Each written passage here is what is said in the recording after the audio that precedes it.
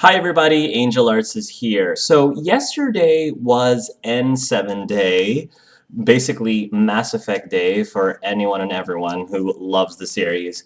And I wanted to do something special for N7 Day on the day of, but I've actually been out of town over the last few days. I've been in New York City to celebrate my father-in-law's birthday as well as my husband's best man's, basically best friend's birthday, whom I've become pretty close with as well. So unfortunately, because of that, I wasn't able to put up a video for N7 Day, and I noticed on my way over to New York City that BioWare had released an Andromeda trailer, which I fought to not watch any of because I figured, well, maybe I should react to it as soon as I got home.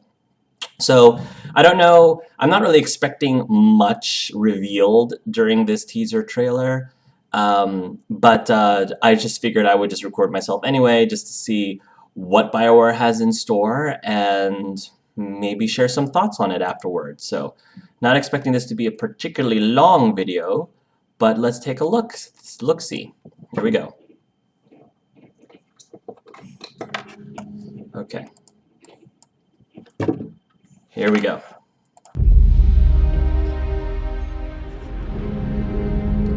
Oh, wow.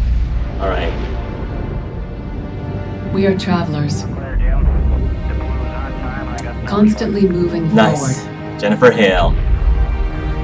Oh, yes. and looking back.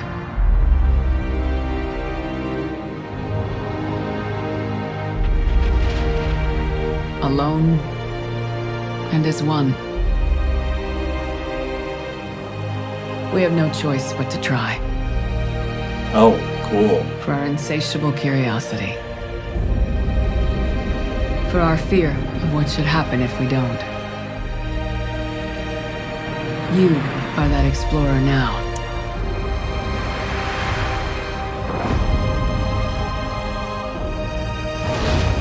We will say goodbye, and you will look back one last time and know that wherever you go, we will be with you. Oh, This is Commander Shepard, signing off. that is awesome. Mass Effect Andromeda. Nice. So that actually seemed to do two things. One, it allowed us to get a sneak peek as to, again, they didn't really show very much in the trailer, but it gave you an idea of what the theme is behind Mass Effect Andromeda, which is exploration. We already knew that, it's nothing new. But it also, what I liked about it too, was it also gave an opportunity for Shepard to say farewell. You know, when Jennifer Hale said, you know, signing off, this is Commander Shepard signing off, it was her way of saying, you know, I am now saying goodbye so I can let the spotlight, you know, leave the spotlight so that I can pass the torch over to you, the new character, whoever the new character is. I think that BioWare had just recently verified that we are only going to be playing a human character. I have to say I am a bit disappointed because I thought that it would have been a great opportunity for, you know, the fact that we're not controlling Shepard anymore. It would have been a great opportunity for them to finally give us the ability to create a non-human character, a different race, to play specifically for the main campaign, the one-player campaign. And I know that BioWare's explanation for this, I think Aaron Flynn, who I absolutely love, I love the man, Aaron Flynn, I think, don't quote me on that, said that, somebody from BioWare said that the reason that they wanted to have a human-only protagonist is because the story that they wanted to tell kind of required that human aspect in the main character, the thought of exploring and discovering new worlds, and they wanted us to relate, I guess, as humans, to relate to that character and what the story is all about. And I mean, I can respect that. I understand the explanation of this is the type of story we want to tell, and in order to tell the story effectively, it requires for us to make a human character. And I get that, that's fine. I just feel like it would have been, I would have preferred it, I think, that they came up with a story that allowed them to have different races and still told a good story, you know, like, I thought that, I mean, I've thought, you know, it would be nice if that the story could cater to allowing us have different races. But the argument can be, well, you know, the creativity process should not necessarily be, you know, come up with a gimmick, if you want to refer to as the ability to change races as a gimmick.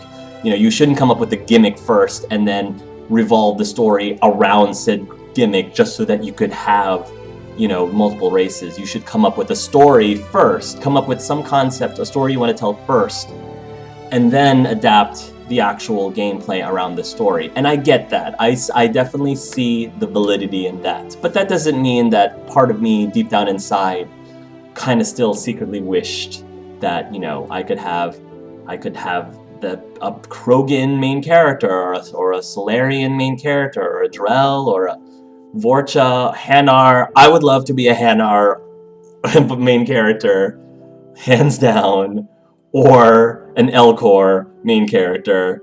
I don't think that that's ever going to happen anytime soon, if ever. But I don't know. One can dream, you know? One can dream. So that's okay. I mean, I'm 100% behind whatever Bayer wants to do, because they are the ones who want to tell a specific story, and I'm going to trust that the story that they're going to tell is going to be a very good one. And if it requires it to be a human-only character, so be it. But I will ask BioWare next time you make a Mass Effect game series, consider, it's like really consider maybe to come up with a story that would allow for different races and would still be an amazingly awesome story. I'm thinking once we go through Andromeda and we actually explore in the next galaxy and probably meet new species, a whole new slew of different alien species, that might open itself up more to have a main protagonist being non-human. But anyway. But again, back at the trailer, I thought that it was, you know, I went in having low expectations as far as how much of Mass Effect Andromeda we were actually going to see, of which we saw extremely minuscule, if any.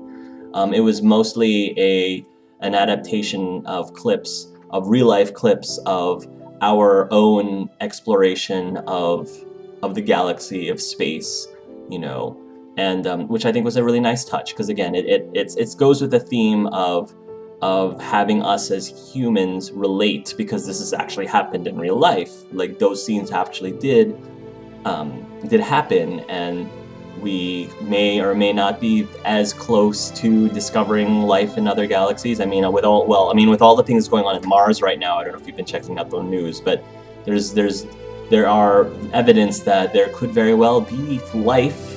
It may be micro, you know, it may be microscopic in form, but there could very well be life on Mars, since they did find water on Mars, and, you know, who knows, you know, how close we are to finding sentient life. Probably not in my lifetime. But again, it's the idea of exploration. I'm thinking that, you know, I'm hoping that they will somehow tie some of what you decided in the Milky Way galaxy into this game, even if it's just like in passing conversations, like, oh yeah, that whole synthesis thing, I don't know what's up with that. I'm glad we left that galaxy and went to this galaxy where synthesis didn't happen. You know? Let me know what you guys thought of the teaser, maybe some of your predictions on Mass Effect. Several people were asking me if I was going to do an open mic hangout for Mass Effect.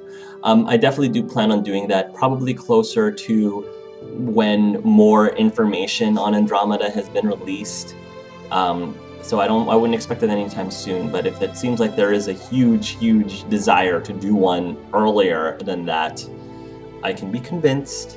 So anyway, I didn't want this video to get too long, but anyway, thank you guys for watching. I hope you had a very good N7 day, and For those of you who are excited for Fallout 4, I hope you enjoy it.